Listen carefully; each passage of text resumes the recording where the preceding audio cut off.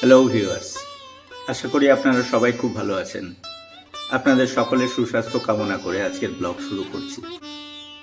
আমার গত ব্লগে আপনাদেরকে দেখিয়েছিলাম কিভাবে কালনা থেকে ধাত্রীগ্রাম এবং ধাত্রীগ্রাম থেকে জাবুইডাঙ্গা হয়ে আমি পরমানন্দ আশ্রমের উদ্দেশ্যে আসছিলাম। এই মুহূর্তে আমি পরমানন্দ আশ্রমে রয়েছি।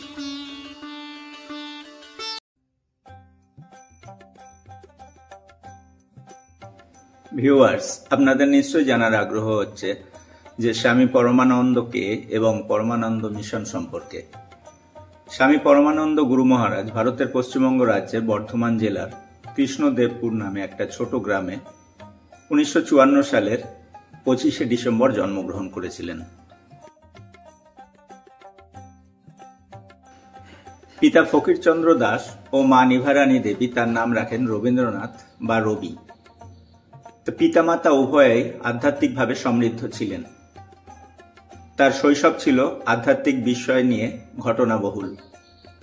তিনি ষষ্ঠ শ্রেণী পর্যন্ত অধ্যয়ন করেন এবং অর্থনৈতিক কারণে তার স্কুলে পড়ালেখা চালিয়ে যেতে পারেননি। যাই হোক, তার বস্তু জগতের প্রায় সমস্ত জ্ঞান ছিল যা মানব জাতির ইতিহাসে একজন ব্যক্তির আছে বলে জানা যায়।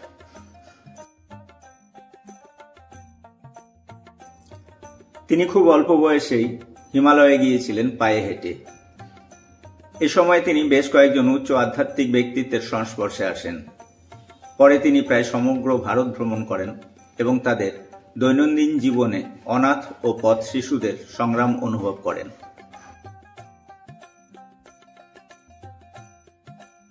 সেই সময়ে তিনি এই অসহায় অনাথ শিশুদের জন্য একটি কেন্দ্র গড়ে তোলার জন্য প্রতিজ্ঞাবদ্ধ হন।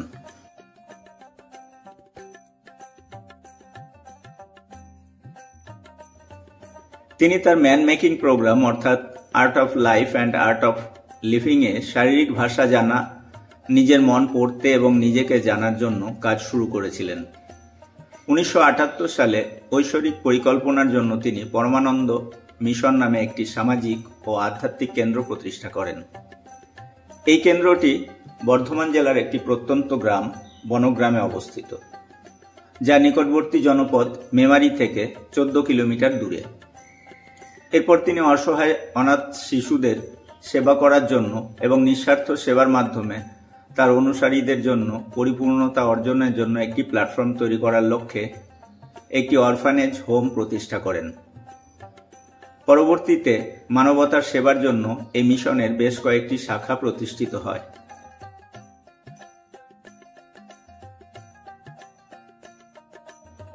তিনি বলেছিলেন যে বিশ্বে আর ধর্মের প্রয়োজন নেই, আমাদের মানবতার দরকার।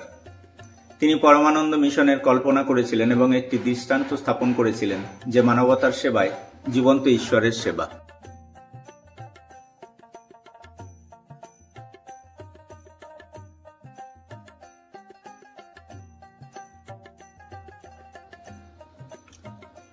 পরমানন্দ মহারাজ ইউরোপিয়ান বহু দেশ এবং স্ক্যান্ডিনেভিয়ান দেশ, রাশিয়া সহ আফ্রিকার বেশ কিছু দেশ এবং সমগ্র ভারত সফর করেন।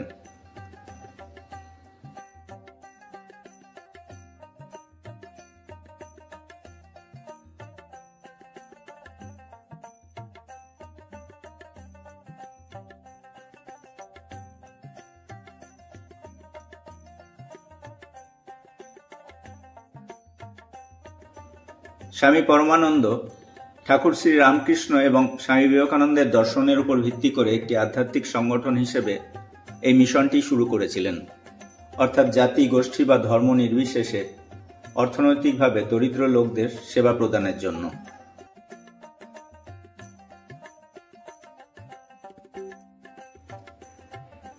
ভারত জুড়ে ভ্রমণ করার সময় তিনি ভারতের নিপীড়িত জনসাধারণের জন্য বেদনা অনুভব করেছিলেন, যারা দারিদ্র্যের শিকার হয়েছিল, বিশেষ করে ছোট বাচ্চাদের যাদের যত্ন নেওয়ার কোনো পিতামাতা নেই।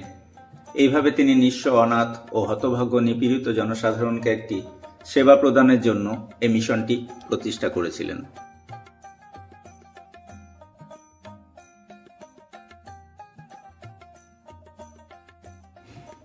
এই মিশনটি 1978 সালে শরৎকালে কোজাগরী লক্ষ্মী পূজার দিনে প্রতিষ্ঠিত হয়েছিল। মিশনটি বনগ্রামের একজন মহৎ হৃদয়ের মানুষ দ্বারা দান করা একটি ছোট জমিতে শুধুমাত্র একটি ছোট কুঁড়েঘর তৈরির জন্য শুরু হলেও ধীরে ধীরে অনুদান প্রবাহিত হতে থাকে।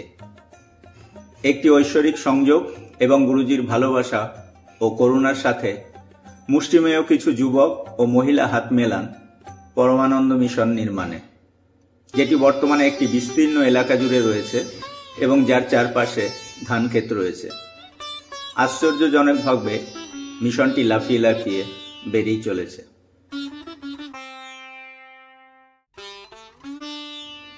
এই মিশনটি একটি উন্মুক্ত স্থানকে কেন্দ্র করে, যার চারপাশে লম্বা দেবদারু গাছ ও সুন্দর গাছপালা এবং রঙিন ফুলের সাথে বেশ কয়েকটি পুকুর ঘেরা, যা এই নৈসর্গিক সৌন্দর্যে এক আকর্ষণ যোগ করে। মিশনটি একটি উন্মুক্ত স্থানকে কেন্দ্র করে, যার চারপাশে লম্বা দেবদারু গাছ ও সুন্দর গাছপালা এবং রঙিন ফুলের সাথে বেশ কয়েকটি পুকুর ঘেরা, যা ওই নৈসর্গিক সৌন্দর্যে এক আকর্ষণ যোগ করে। স্বামী পরমানন্দ প্রকৃতি ভালোবাসতেন। তার নির্দেশে একটি শীতল ও শান্ত পরিবেশ তৈরি করা হয়েছিল, যা যে কোনো প্রকার দূষণমুক্ত ছিল। এখন পাতায় বাতাসের সুর, কোকিলের সুরের সাথে মিশে থাকা পাখির কিচিরমিচির কেবল প্রশংসনীয়ই নয়, বরং আপনাকে প্রেমের মর্ম উপলব্ধি করতে ও গুরুজির চিরপ্রবাহিত ঐশ্বরিক আশীর্বাদ উপভোগ করতে সাহায্য করবে। ভিউয়ার্স, এই মুহূর্তে আপনারা যাকে দেখলেন তিনি স্বামী পরমানন্দ।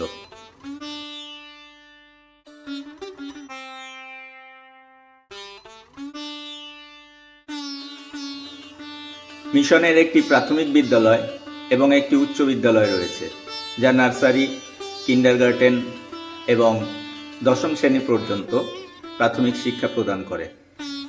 মিশনের আরও বিভিন্ন একাডেমিক প্রোগ্রাম রয়েছে, যেমন সংস্কৃত একাডেমি, যুব কম্পিউটার প্রশিক্ষণ কেন্দ্র, সঙ্গীত ও লোকগানের স্কুল, ড্রাইভিং ট্রেনিং স্কুল এবং বিভিন্ন বৃত্তিমূলক প্রশিক্ষণ।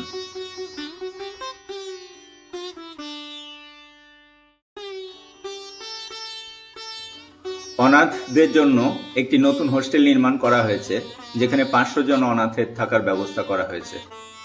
অনাথ ছাড়াও এখানে প্রায় 125 জন সন্ন্যাসী এবং ব্রহ্মচারী আছেন। এই মিশনটি স্বাস্থ্য শিক্ষা পরিষেবা প্রদান করে, যা প্রায় 20 মাইল ব্যাসার্ধের আশেপাশের সম্প্রদায়ের জন্য বিনামূল্যে। প্রবীণদের জন্য একটি বাড়ি তৈরির পরিকল্পনা চলছে। ভিউয়ার্স, মন্দির চত্বরে ছবি তোলা এবং ভিডিওগ্রাফি একেবারেই নিষিদ্ধ। এখানে অবস্থিত একজন মহারাজ, অজিত মহারাজ, তার সহযোগিতায় এবং মহারাজ নিষ্কামানন্দের অনুমতিতেই আমি এখানে ভিডিও করার অনুমতি পেয়েছিলাম।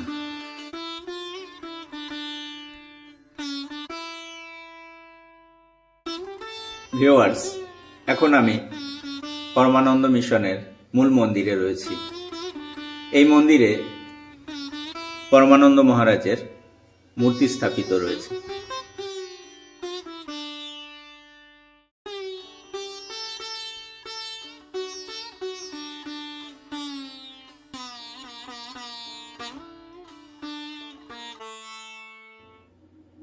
এই মন্দিরটির নির্মাণ শৈলী এক কথায় অপূর্ব। আমি যতক্ষণ ভিডিও করছিলাম অজিত মহারাজ আমার সঙ্গে ছিলেন এবং এর জন্য অজিত মহারাজকে অনেক অনেক ধন্যবাদ, আমাকে সহযোগিতা করার জন্য এবং আমার সঙ্গ দেওয়ার জন্য। শহরের কোলাহল থেকে অনেক দূরে একদম গ্রাম্য পরিবেশে এই অসাধারণ একটা মন্দির এবং মিশন আপনারা অবশ্যই এখানে ভিজিট করবেন।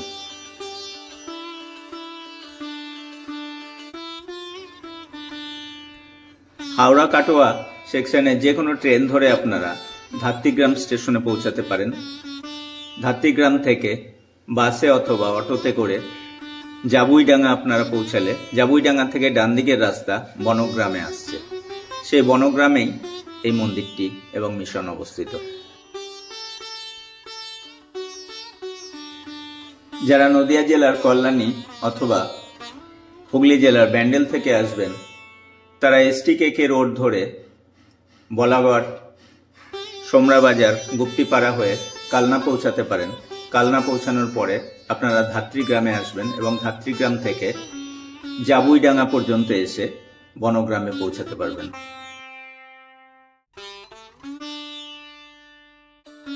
পরমানন্দ মিশনে সিকিউরিটির দায়িত্বে থাকা ব্যক্তিদেরও আচরণ খুবই ভালো এবং সহযোগিতাপূর্ণ।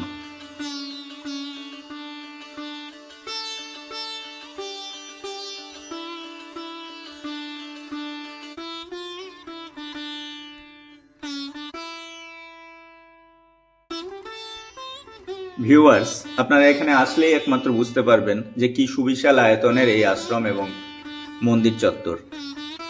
এখানে বিভিন্ন সেবামূলক কর্মকাণ্ড চলছে এবং আপনারা সেগুলোতে অংশগ্রহণ করতে পারেন।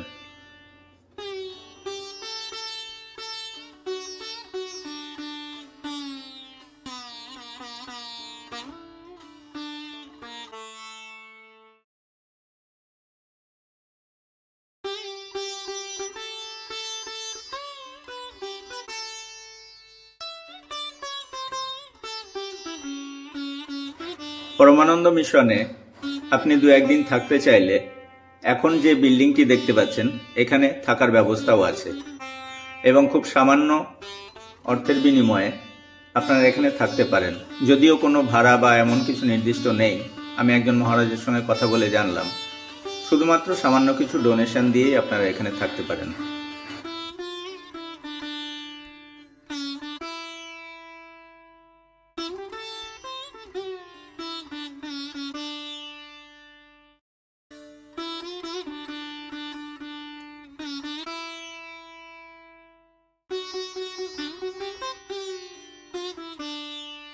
ভিউয়ার্স, এখন যে চেরাই কলটি দেখছেন সেই চেরাই কলে শুধুমাত্র এখানে রান্নার কাজের জন্য ব্যবহৃত কাঠেরই চেরাই হয়। বুঝতে পারছেন কি সুবিশাল এই কর্মকাণ্ড। রান্নার কাজের জন্য ব্যবহৃত কাঠ, সেই কাঠ চেরাইয়ের জন্য এখানে কাঠের চেরাই মিল করা হয়েছে এবং সেখানে বেশ কয়েকজন মানুষ কর্মরত আছেন।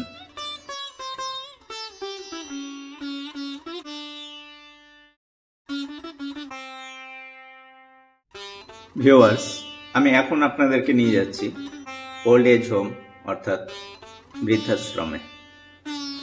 এখানে দেখতে পাচ্ছেন ওল্ড এজ হোমের বিল্ডিংটি।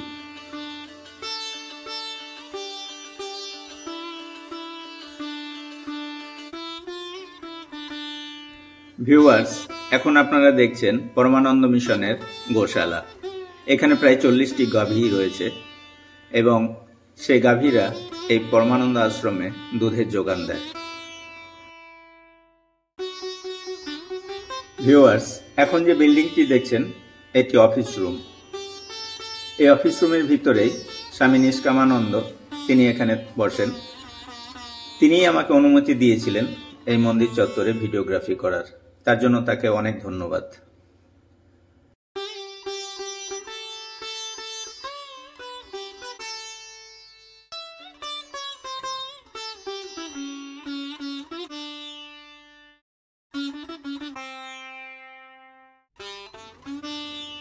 এটি পরমানন্দ মিশনের স্কুল বিল্ডিং।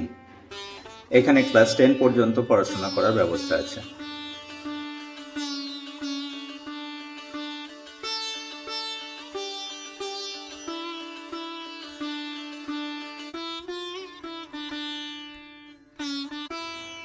ভিউয়ার্স, এখন আমি আপনাদেরকে নিয়ে যাচ্ছি পরমানন্দ মিশনেরই অন্নপূর্ণা ভোজনালয়ে। এখানে দুপুরবেলায় সর্বসাধারণের জন্য অন্ন গ্রহণের ব্যবস্থা রয়েছে। কোনো রকম কুপন বা অর্থ বিনিময়ের প্রয়োজন নেই।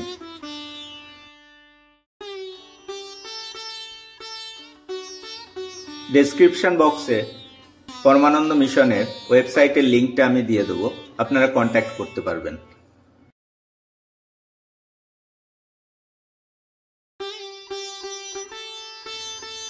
কয়েক হাজার মানুষ একসাথে বসে এখানে অন্নপ্রসাদ গ্রহণ করতে পারেন।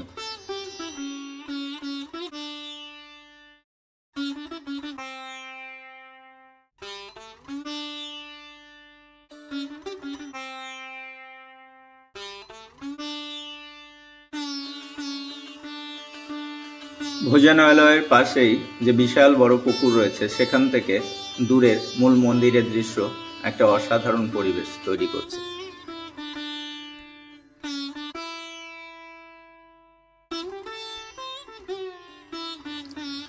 আমার এই ব্লগটার জন্য আমি সবচেয়ে বেশি ধন্যবাদ জানাচ্ছি অজিত মহারাজকে এবং মহারাজ নিষ্কামানন্দকে। তাদের সহযোগিতা এবং তাদের অনুমতিতেই একমাত্র এটা সম্ভব হয়েছে।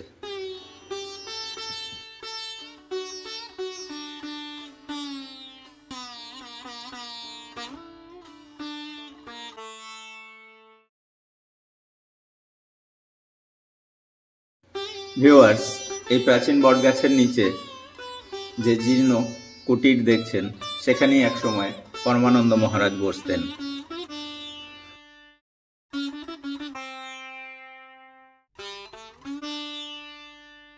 ভিউয়ার্স, আপনাদেরকে অনুরোধ করব আপনারা এখানে এসে ঘুরে যাবেন একদিনের জন্য হলেও। আর যদি আপনারা এখানে থাকতে চান তাহলে তো থাকার ব্যবস্থা রয়েছে।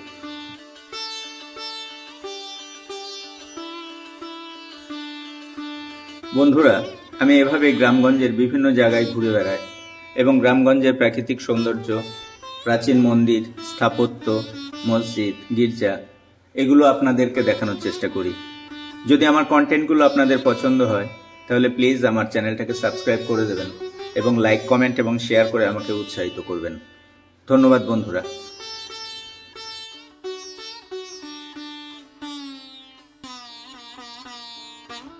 ভিউয়ার্স, এখন আমি পরমানন্দ মিশনের হসপিটাল চত্বরে। এখানে আশেপাশের এলাকার মানুষ বিনামূল্যে চিকিৎসা পান। বন্ধুরা, আজকে ব্লগটা এখানেই শেষ করতে হচ্ছে। এতক্ষণ আমার সঙ্গে থাকার জন্য আপনাদের অনেক ধন্যবাদ। নমস্কার।